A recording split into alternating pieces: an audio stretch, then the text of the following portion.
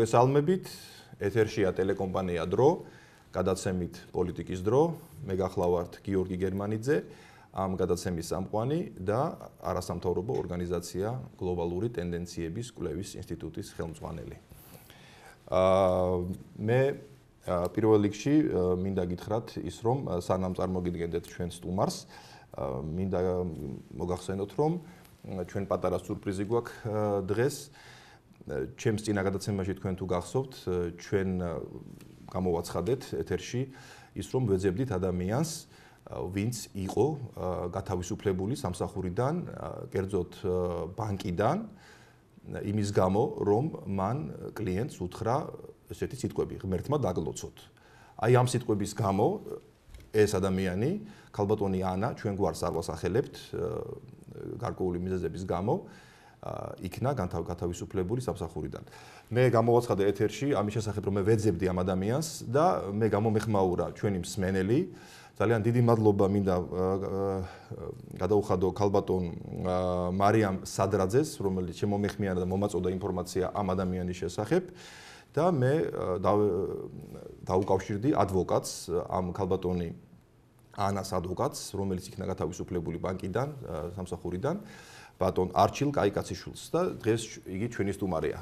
ბატონო არჩილ, ძალიან დიდი მადლობა მობრძანებისთვის, რომ გამონახეთ დრო ჩვენთან სასაუბროთ ამ მეტად მნიშვნელოვან თემაზე, აი ძალიან მნიშვნელოვან თემაზე. პირველ რიგში და კიდევ მეორე მადლობა მინდა მოგიხადოთ, რომ აი ესეთ საქმეს მოკიდეთ ხელი რა, აი ესეთ მნიშვნელოვან საქმეს მოკიდეთ ხელი და მე ვფიქრობ საზოგადოებას უნდა ეცნობს ამის შესახებ აუცილებლად. იმიტომ რომ ეს სენი გახდა საქართველოში, აი ეს უბედურება, ეს ღვთისგმობი პროპაგანდა გახდა სენი საქართველოში და მე მინდა აი ამის შესახებ ჩვენ ვისაუბროთ. მე რამდენადაც ვიცი, ხო, ქალბატონი ანა მუშაობდა 8 წელი ამ პროკრედიტ ბანკში. ეს არის გერმანული წარმოშობის ბანკი, რომელიც სათავო ოფისი არის გერმანიაში და საქართველოში არის ეს წარმომადგენლობა, ხო, თავისთავად. და პროკრედიტ ბანკში მუშაობდა 8 წელი ეს ქალბატონი ანა. წარმატებით მუშაობდა და როგორც კი ღმერთმა დაგლოცოთო ვიღაცას უთხრა, 8 წლის მერე გაახსენდათ, რომ თურმე რაღაცები არ მოწონთ ამ ქალბატონში. ამიგეთ, აი ეს თითიდან გამოწვეული არგუმენტებით დამამცირებელი, აი აბსოლუტურად უსინდისო არგუმენტებით იქნა სამსახურიდან დათხოვილი ეს ქალბატონი ანა.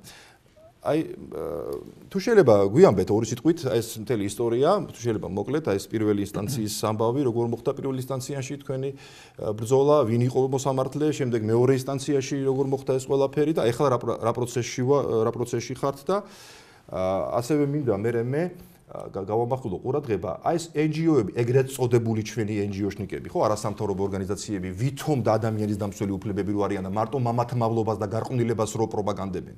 მაინტერესებს თუ დაინტერესდნენ აი ესეთი ამბავით, რომ ადამიანმა თავისი ესე იგი რელიგიური ესე იგი წამსის საფუძველზე გამოხატა ესეთი შეიძლება ითქვას გრძნობა, რაღაცა გრძნობა ადამიანის მიმართ და ამის გამო იქნა სამსახურიდან დათხოვილი და აი მაინტერესებს აი ეს არასამთავრობოები ჩაერივნენ თუ არა და თუ დაიცვეს თქვენი პოზიციები რა. კი ბატონო, მოგესალმებით უწინარეს ყოვლისა ბატონო გიორგი, ძალიან დიდი მადლობა თქვენ საინტერესო გადაცემაში მოწვევისთვის.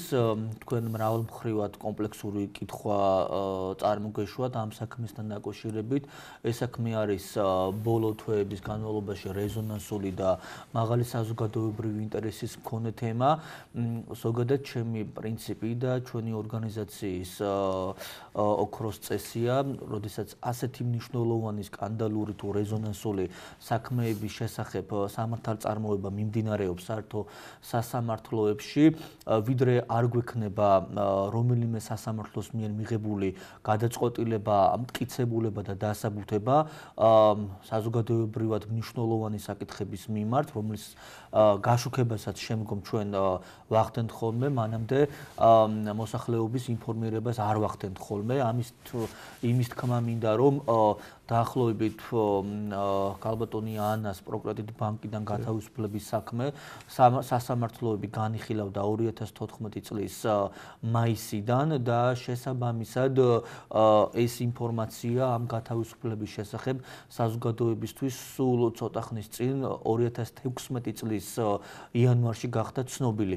მე მოგახსენებთ ამის მიზეზებს, ვიდრე თბილისის სააპელაციო სასამართლოს გადაწყვეტილება მხარემ, მოსარჩენელ მხარემ არ ჩაიბარა, ვიდრე ჩვენ არ ვნახეთ სასამართლოს მსჯელობა და გადაწყვეტილება, ჩვენ გვგრძნობდით თუ რა მნიშვნელოვანი გათავისუფლების წინაშე ვიდექით და რა მაღალი ინტერესის მქონე საკითხის გამო იყო ქალბატონი ანა პროკრატით ბანკიდან გათავისუფლებული, ამიტომ ჩვენ არ მოგვიხდენია ამ საქმის საჯარო სივრცეში აქტუალიზაცია, მას შემდგომ რაც ჩვენ გავეცანით სასამართლო გადაწყვეტილებას, ჩავთვალეთ რომ იყო სწორედ ის მსჯელობა, რომელსაც ჩვენ თვეების და წლების განმავლობაში ვამტკიცებდით საერთო სასამართლო სისტემაში და მიღებული გადაწყვეტილება უნდა სცოდნოდა საქართველოს მოსახლეობას. ამიტომ ჩვენი პირველი განცხადება სწორედ მდგომარეობდა იმ გარემოებაში, რომ ქალბატონი ანას გათავისუფლება სააპელაციო სასამართლომ სწორედაც მნიშვნელოვან ეპიზოდში მიიჩნია რელიგიური მოტივებით და ანუ მოსახლეობისთვის რომ ძალიან გასაგები იყოს, ანუ თქვენ შეიტანეთ სარჩელი პირველ ინსტანციაში, ეს იყო საქალაქო სასამართლო, საქალაქო სასამართლომ რა სინდისით მიიღო ეს გადაწყვეტილება, მე არ ვიცი, ვინ იყო მოსამართლე? პირველ ინსტანციის სასამართლოში მოსამართლე გახდათ ასმათ კოხრეიძე. ასმათ კოხრეიძე იყო პირველ ინსტანციაში, ესე იგი მოსამართლე, რომელმაც აბსოლუტურად უსინდისო გადაწყვეტილება მიიღო და ესე იგი დაუჭირა მხარი პროკრატით ბანკს, ძალიან საეჭვოა საერთოდ ეს გადაწყვეტილება. ეგ ერთი. მე თქვენ შეიტანეთ უკვე მეორე ინსტანციაში, ეს არის სააპელაციო სასამართლო და სააპელაციო სასამართლომ დაიჭირა თქვენი მხარე, თქვენ გაგამართლათ ასე ვთქვათ, ხო? და დააბრუნა საქმე ისევ პირველ ინსტანციაში ისევ კოხრეიძესთან, არა? დიახ, შეიძლება თქვენ ნებართვით დავაკონკრეტეთ, უბრალოდ მე მინდა გთხოვოთ ბატონო გიორგი, რომ ჩვენი გამონათქვამები სასამართლო სისტემის წარმომადგენლების მიმართ იყოს ხშირად კორექტული. მართალია ქალბატონი ასმათ კოხრეიძემ ჩვენი შეხედულებით მიიღო დაუსაბუთებელი გადაწყვეტილება. ის ფაქტი, რომ ეს იყო დაუსაბუთებელი გადაწყვეტილება, უკვე დადასტურდა თბილისის სააპელაციო სასამართლოს გადაწყვეტილებით, რომელმაც გააუქმა პირველი ინსტანციის სასამართლო და განჩინებით საქმე დაუბრუნა ხელმეორედ განსახილველად. მაგრამ მე მინდა საზოგადოება მიცოდეს, რომ რა იყო დავის საგანი, რა მოთხოვნები არსებობდა, რატომ მიიღო სააპელაციო სასამართლომ საქმის პირველი ინსტანციისთვის დაბრუნების გადაწყვეტილება და რა მსჯელობა გამოიკვეთა სააპელაციო ეტაპზე. პირველი ჩვენ გქონდა სამი მოთხოვნა სასამართლოს წინაშე. პირველი ეს იყო სადავოდ გამხდარი ბრძანების ბათილად ცნობა, მეორე ეს გახდათ სამსახურში აღდგენა და მესამე ეს გახდათ განაცდურის ანაზღაურება. სამწუხაროდ საქალაქო სასამართლოს მოსამართლემ ისე რომ არც მოწმეთა ჩვენებები, არც საქმეში არსებული ფაქტობრივი და სამართლებრივი გარემოებები გამოიკვლია, მან მიიღო სრულიად დაუსაბუთებელი გადაწყვეტილება და მიიღო ბანკის სასარგებლო ვერდიქტი, თუმცა ჩვენ სამართლიანი სასამართლოს პირობებში აღნიშნული გადაწყვეტილება გავასაჩივრეთ და მრავალთვიანი მსჯელობის და განხილვის შედეგად თბილისის სააპელაციო სასამართლოს მოსამართლე ბატონი ბესარიონ ტაბაღუა მივიდა დასკვნამდე, რომ საქმეში არსებული მტკიცებულებები, მათ შორის მოწმეთა ჩვენებები, იყო სტრატეგიული და არსებითი აღნიშნული საქმის მთავარი პრინციპების გადაწყვეტისთვის და მან მიიღო სადავოდ გამხდარი ბრძანების ბათილად ცნობის გადაწყვეტილება და ქალბატონი ანას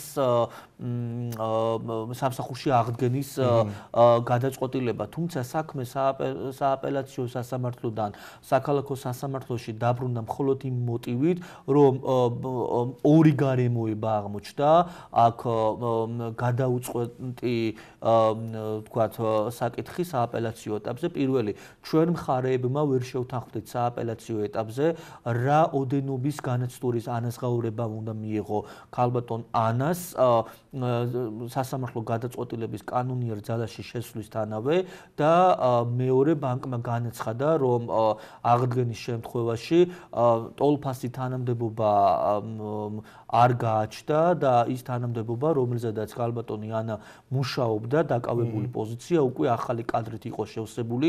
აი ამ მსჯელობაში სასამართლომ უკვე პირველი ინსტანციის სასამართლომ უნდა იმსჯელოს და მიიღოს სასამართლო პრაქტიკიდან გამომდინარე გადაწყვეტილება, რა ხდება იმ შემთხვევაში, როდესაც მხარე აცხადებს, რომ არ გააჩნია ტოლფასი თანამდებობა, ხოლო საერთო ჯამში სასამართლო პირველი ინსტანციის სასამართლო უკვე აღარ არის უფლებამოსილი რაიმე ფორმით შეცვალოს ან ცვლილება შეიტანოს ან მსჯელობა დააქვეითოს ან გააუმჯობესოს სააპელაციო სასამართლოს იმ გადაწყვეტილებასთან დაკავშირებით, რომელიც უკვე სადავოდ გამხდარი ბრძანების ბათილად ცნობას ეხება.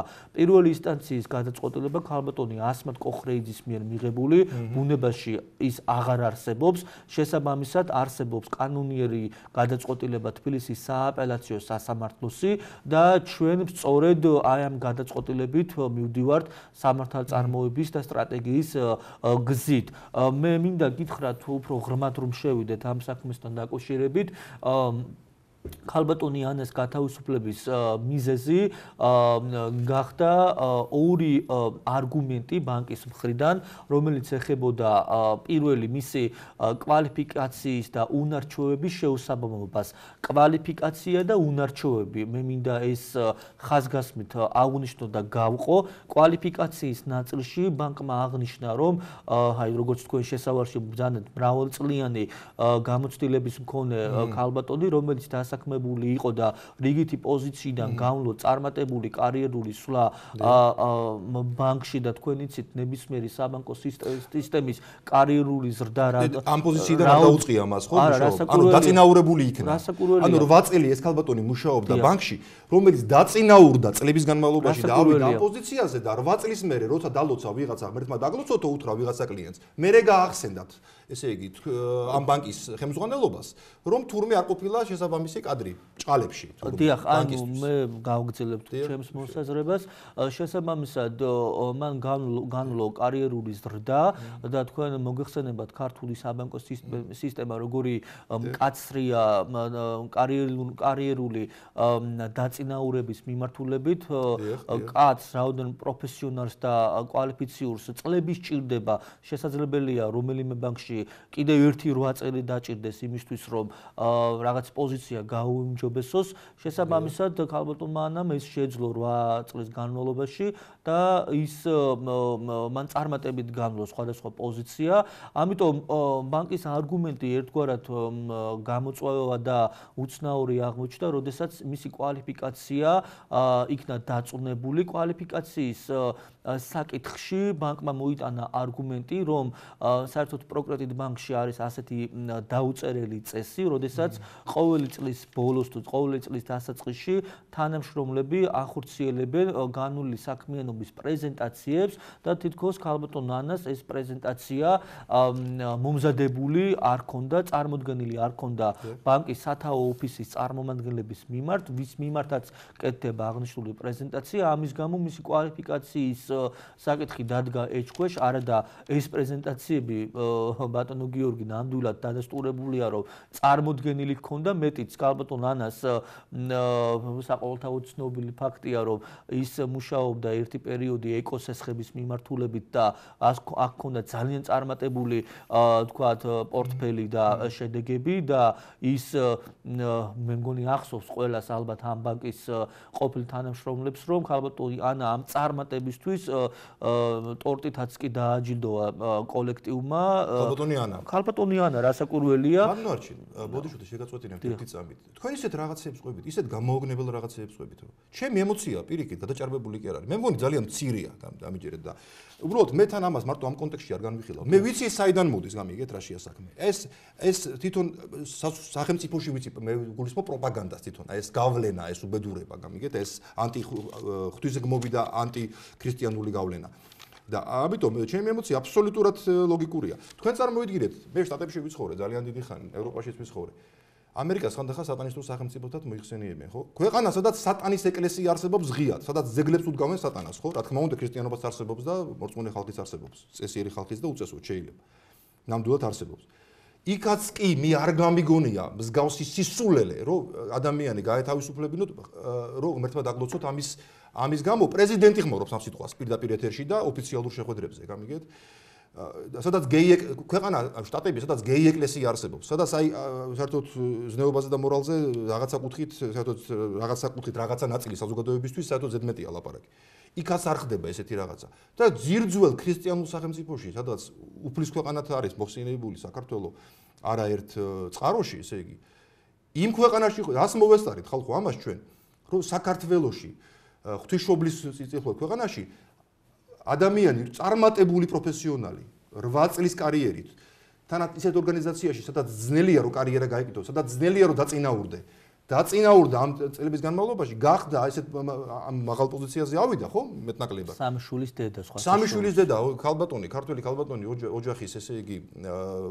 მარჩენალი შეიძლება ითქვას ხო და სამსახურიდან იქნა გამოგდებული იმის გამო რომ მან ღმერთმა დაგლოცო თუ ვიღაცა კლიენტს უთხრა მე უბრალოდ სიტყვები არ ყოფნის გეუბნებით აი ძალიან სუბუქი ნათქვამია სიტყვა უსინდისო აი ამ ხალხის მიმართ ვინც ამ მონაწილეობს მე მაინც მე მხარ საწამოვადი კორექტურობისკენ მოგიწოდებ ბატონო თქვენ მომიწოდეთ მაგრამ მე შემიძლია არ გავითვალისწინოს იმიტომ მე არ გემძანდებით წამყვანია მე ვარ წამყვანი და მე არა ვარ მხარე არც ერთი მხარე ვარ არც მე მაქვს უფლება მე ჩემი ემოციური აზრი გამოხატო მე ადამიანი ვარ მე ქართველი ვარ მე ქრისტიანი ვარ მე მართლმადიდებელი ვარ და ჩემს სამშობლოში ამ უმსგავსობას რო ვხედავ და ამდენი უსინდისო ადამიანი ვარ ამ ქვეყანაში მაგეთო გაქვს საქმე კარგად ბატონო მე მინდა არასამთავრობოებზე გავაკეთოთ აქცენტი რა მე მაინტერესებს აი არასამთავრობო მე წარმომიდგენია რა ამბავი ატყდებოდა შეიძლება მთვარეზე გაეგოთ ესე იგი უსხოპლანეტელებს ეს ამბავი რომ მამათმავალი გაეთავისუფლებინათ სამსახურში ან რაღაც ამდაგვარი მომხდარი იყო ხო რაღაც ამდაგვარი თქვენ წარმოგიდგენიათ გაუთავებელი ტელევიზორს რო ვეღარ ჩართა უკვე ისეთ დონეზე მიიყვანდნენ ამ თემას რომ აი თქვათ მამათმავალი გაათავისუფლეს ან მათი უფლებები შეურაცხეს ან რაღაცა და რაღაცა ხო მე მაინტერესებთ აი ეს არასამთავრობო გზელი ენები რო აქვს მაინტერესებთ აი რა გვარია ის NGO რომელი NGO იყო თქვენი საწინააღმდეგო მხარე რო დაიჭირა ის NGO-ს რა ქვია ვერ ვიხსენებ ბატონო გიორგი თუმცა იყო სოციალური სახელი და გვარით გახსო იყო რამდენიმე უფლებადამცველი რომელმაც აღნიშნულთან დაკავშირებით თქვენი საწინააღმდეგო მხარე დაიჭირა კრიტიკული პოზიციები განავითარა მათ აქვთ ამის უფლება ბატონო გიორგი არა უფლება საერთოდ შეიძლება ძალიან ბევრი რამის კონდეს ადამიანს გამიგეთ რაშია დიახ მე მოგახსენებთ მაინც თქვენს ამ კითხვასთან დაკავშირებით და 2 წუთი გვაქვს პირველ ნაწილის დასასრულამდე თუ შეიძლება ეს 2 წუთში დიახ მაშინ მე მირჩევნია რომ საზოგადოებას არ დარჩეს უკმარისობის გრძნობა სამართლებრივი საკითხი ამოვწურო პირველი ქალბატონ ანას ჰქონდა ყველა პრეზენტაცია მომზადებული იმისთვის რომ ის არგუმენტები რომელსაც ბანკს ჰქონდა თითქოს და პრეზენტაციები შიდა პრეზენტაციები არ ჰქონდა მომზადებული და ამიტომაც მისი კვალიფიკაციის საკითხი დგებოდა ეჭქვეშ ეს ცალსახად სააპელაციო სასამართლოს პალატამ არ დაადასტურა მეტიც პალატამ პირდაპირ აღნიშნა თავის განჩინებაში რომ ასეთი პრეზენტაციების მომზადების და წარდგენის ვალდებულება არ ჰქონდა არც თანამშრომელს, იმიტომ რომ ეს კანონიდან არ გამომდინარეობდა, ეს იყო შიდა კეთილნებაზე დაფუძნებული ურთიერთობა, რომელსაც თანამშრომლები თვითონ წყვეტენ, ან მათ სრულზეა დამოკიდებული. ამიტომ მიუხედავად ამისა, მან მაინც გააკეთა ეს პრეზენტაცია. ეს დოკუმენტაცია სად არის? გააქრეს? რასაკურველია ეს დოკუმენტაცია საქმეში არ დევს და ჩვენ უნდა ვიგულისხმოთ, რომ ამ დოკუმენტაციის წარმოდგენა ბანკისთვის არახელსაყრელი ანუ ეს დანაშაულთან აღმოჩნდა. გვაქვს ჩვენ საქმე პრაქტიკულად? დანაშაულთან არა გვაქვს საქმე, აქ კეთილს ინდისიერების არა, როგორ ეს საკითხი. დამალო და სასამართლოს დაუმალო ეს დოკუმენტაცია, რომელიც ესე ტყუილია და ეს დანაშაულად არ ითვლება. არა, უბრალოდ ადვოკატი არა ვარ ბატონო იურისტი და გიორგი, მოგახსენებთ, რომ როდესაც პრეზენტაციები არ არის კანონის კონკრეტული ვალდებულებებიდან შემობოჭილი და აი ჩვენ ეხლა შეიძლება ჩავატაროთ პრეზენტაცია, მაგრამ სასამართლოს წინაშე თქვენ წარსდგებით და ეტყვით, რომ ქალბატონი ანა არ გამოცხადებულა პრეზენტაციაზე, ამას არც ვიდეოკამერა აფიქსირებს, არც რაიმე აქტი დგება ამ პრეზენტაციასთან დაკავშირებით, ეს არის ჩვეულებრივი კეთილ ნებაზე დაამყარებული ურთიერთობები, კეთილს ინდისიერების საკითხზე, რომ სათაო ოფისის წარმომადგენლებმა განაცხადონ, ჩაატარა თუ არ ჩაატარა ეს პრეზენტაცია, მაგრამ ის ფაქტი, რომ ასეთი პრეზენტაციები ჩატარდა და ქალბატონმა ანამ დადებითი დახასიათება მიიღო სათაო ოფისიდან, აი ეს დადებითი დახასიათების დოკუმენტი ნამდვილად არ დევს საქმეში და ბანკმა ეს არ წარმოადგინა სხვადასხვა მოსაზრების გამო. გარდა ამისა, რა მოსაზრების გამო? მან თქვა, რომ ასეთ დოკუმენტს ვერ მიაკლიეს, თუ აფსტები ასეთი შეხედულება განავითარეს პირველი ინსტანციის ეტაპზე. ეხლა ეს არის იყო კვალიფიკაციის ძალიან კარგად მიაკლიეს იმაში, რომ ვითომ და კვალიფიცირებული არ იყო. მაგას კარგად მიაკლიეს, ხო? ეს არის ბატონო გიორგი ერთი საკითხი კვალიფიკაცია, რის გამოც მას ედავებოდნენ. ეხლა მე მინდა თქვენი ყურადღება მივაქციო კვალიფიკაციას და უნარჩვევებს. მოდი ჩვენ სარეკლამო ჭრაზე გავიდეთ, ანუ არჩილ და მე ჩვენ დავუბრუნდებით აუცილებლად. არ გადართოთ ძალიან საინტერესო თემით, ჩვენ დაგებრუნდებით სულ რაღაც რამოდენიმე წუთში სარეკლამო ჭრის შემდგომ.